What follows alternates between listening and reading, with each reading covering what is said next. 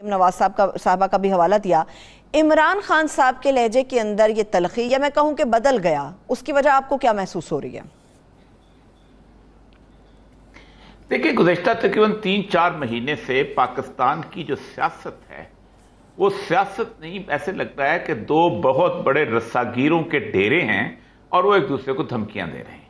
और रस्सागीरों के पीछे उसके बहुत होते हैं पुष्टपनाह करने वाले कुछ लोग होते हैं जो डेरेदार होते हैं। और डेरेदार जो है एक को उठाते हैं तो वो उसके खिलाफ बात शुरू करता है, दूसरे को उठाते हैं तो उसके खिलाफ बात शुरू करता है, लगामें किसी और के हाथ में होती है।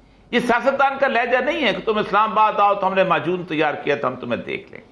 ये सियासतदान का लहजा नहीं है कि हम आपने हमारे खिलाफ ये किया, बंदे मारे, हमने 6 मारेंगे, हम 4 मार देंगे, हम 5 मारेंगे, हम ये कर देंगे। पाकिस्तान की सियासत के अंदर जो खेल खेला जा रहा है, एक बात याद रखें, ये हमेशा ये तस्वर कर लिया जाता है कि आखिर में ताकतवर जीतता होता है। ऐसा कभी कभी होता है, ऐसा कभी कभी नहीं भी हुआ करता। ये खेल खेला गया था जब काकड़ फार्मूला आया था, जब नवाज शरीफ और गुलाम इसाक खान के दरमियान लड़ाई हुई थी, और उसके बाद ये हुआ था कि आर्मी चीफ की तैनाती के ऊपर लड़ाई थी, गुलाम इसाक खान ने काकड़ को लगा दिया तो आखिर में दोनों को जाना पड़ गया था। शायद कुछ लोगों के दिमाग में ये ख्वाब हो कि शायद दोनों चले जाएंगे तो शायद हम दोबारा बरसकदार आ जाएंगे। पाकिस्तान की अवाम की इस वक्त जो सूरत हाल है, जिस तरह की कंडीशंस उनके ऊपर मुसल्लत हो चुकी हैं सैलाब की वजह से, महंगाई की वजह से, उसके साथ पाकिस्तान के अंदर 25 साल के अंदर इतनी ज्यादा टेक्नोलॉजिकल एडवांसमेंट आ गई है कि अब ये मैं आज जो इस वक्त इलेक्ट्रॉनिक मीडिया में बैठा हूं, ये भी पीछे रह चुका हुआ है। लोगों के हाथ में ये मोबाइल है कि जिसके वो ज्यादा ट्रस्ट करते हैं, जिसको समझते हैं कि उनको बंद नहीं किया जा सकता, इनके मालिकों को धमकाया नहीं जा सकता, इनके एंकर्स को खौफजदा नहीं किया जा सकता, वो इस पर बिलीव करते हैं। इसलिए एक बात याद रखें, ये जो इस वक्त कैफियत बन रही है, कभी यूं पारा चढ़ता है, कभी यूं पारा निकलता है, कभी आज डोगर को यहां से निकाला गया। मुझे बिल्कुल याद आ गया कि जिस वक्त नवाज शरीफ साहब पंजाब के वजीर आला होते थे और वहां पर ऊपर बेनजीर होती थी, यही कश्मकश चलती थी। फिर उसके बाद भट्टू साहब जहां वजीर आला होते थे, ऊपर नवाज शरीफ होते थे, यही कश्मकश चलती थी। और होता यह था कि आपको याद होगा कि एक अल्ताफ हुसैन होते थे, फवाद चौधरी साहब के चचा थे, के ताया थे, वो गवर्नर पंजाब होते थे। वो उन्होंने एक हालत ये थी कि वो उसके गवर्नर हाउस के अंदर भी एक कैफियत पैदा कर दी थी कि हम पंजाब गवर्नमेंट को नहीं चलने देंगे। ये कैफियत जो है खतरनाक है। ये पुराने दिनों के ख्वाब छोड़ दें कि हम ये कर लेंगे और ये हो जाएगा। 25 मई के दिन आपने 4 या 5 घंटे के बाद या 6 घंटे के बाद इस्लामाबाद फौज के हवाले कर दिया था, आपने 245 इन्वोक कर दिया था। इसका मतलब यह है कि आप इस्लामाबाद के एक छोटे से शहर को कंट्रोल नहीं कर सके थे, सिविल इंतजामिया फेल हो गई थी। आपको लिखना पड़ता है कि हम हालात कंट्रोल नहीं कर सके, इसलिए हम फौज के हवाले करते हैं। फौज जब आ जाती है तो फिर एक दफा गोली चला करती है, दूसरी दफा नहीं चला करती। और अगर पब्लिक खड़ी हो जाए तो फिर फौज गोली नहीं चला करती, हमने 77 में देखा हुआ है। तो बाज आ जाएं, ये जो चेहरे मत देखें कि आज मरियम नवाज उछल रही है तो बात कर रही है, आज इमरान खान उछल रहा है तो बात कर रहा है। ये मुझे बिल्कुल वही कैफियत लग रही है। जो जुल्फकार अली भुट्टो की फांसी के केस का फैसला तफसील से पढ़ लें, कितनी भी उसकी खराबी हो, उसके अंदर जब उसने लिखा है, और बड़ी बड़ी कमाल लिखा उस फैसले के अंदर, लोग खदा खिलाफ करें, लेकिन मैं उसके फैसले को बहुत जेन्युइन समझता हूं। उसमें लिखा है कि अहमद रजा कसूरी के बाप का पुलिस वालों के साथ कोई इख्तिलाफ नहीं था, उनकी कोई जाती दुश्मनी नहीं थी, ऐसा सियासतदान नहीं किया करते, ऐसा बदमाशों के डेरों पे हुआ करता है धमकियां। ये लहजे पाकिस्तान के लोगों को मजीद खराब कर रहे हैं। और साहब, आप भी न्यूयॉर्क में हैं इस वक्त, और वजीर आजम पाकिस्तान और फॉरेन मिनिस्टर भी न्यूयॉर्क में है।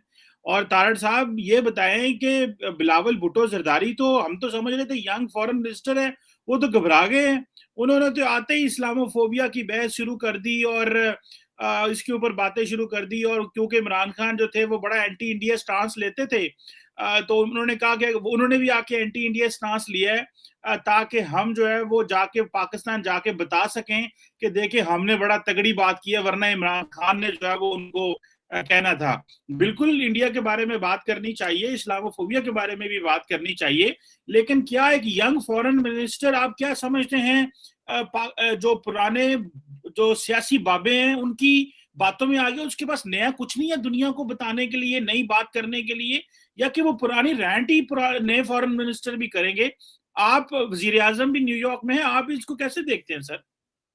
चीमा साहब, मैं इसको देख रहा हूं जिस तरह एक फेल स्टेट जो है वो फ्री फॉल पर हो, और जिस तरीके से वो बिहेव कर रही होती है अभी बिल्कुल सारे उसी तरह बिहेव कर रहे हैं, क्योंकि इमरान खान साहब से खौफजदा है।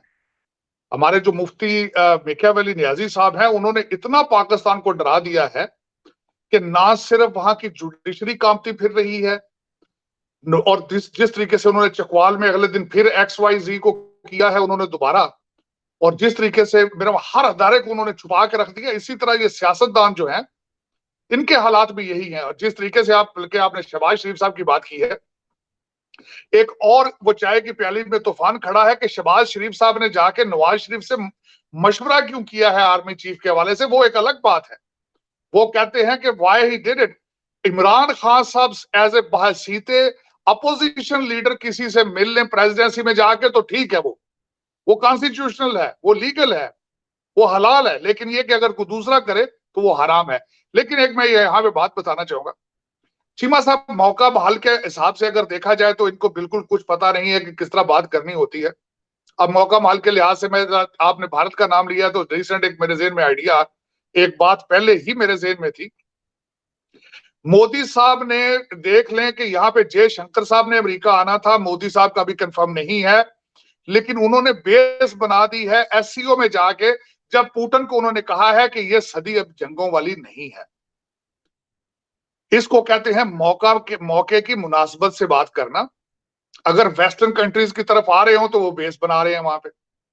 हमारे ये जो बच्चे हैं, ये नाबलद बच्चे हैं, इनको तो कोई अकल नहीं है ना।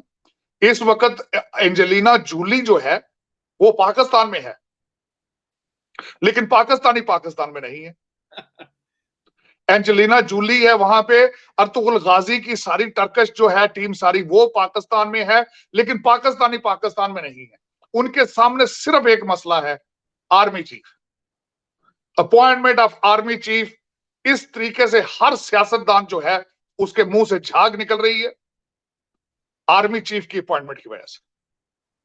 और ये एक शर्मनाक एक वाकया है कि ना आपके पास खाने को कुछ है, ना बचाने को कुछ है, आप उजड़ चुके हैं। 4 करोड़ बंदा उजड़ गया है, किसी को शर्म ही नहीं है। और दूसरा ये आर्मी चीफ, पता नहीं इनको क्या क्या मसला बन गया है कि मेरा इस वक्त लंदन से लेकर वो कहते हैं कि पाकिस्तान इस्लामाबाद तक सिर्फ आर्मी चीफ, आर्मी चीफ।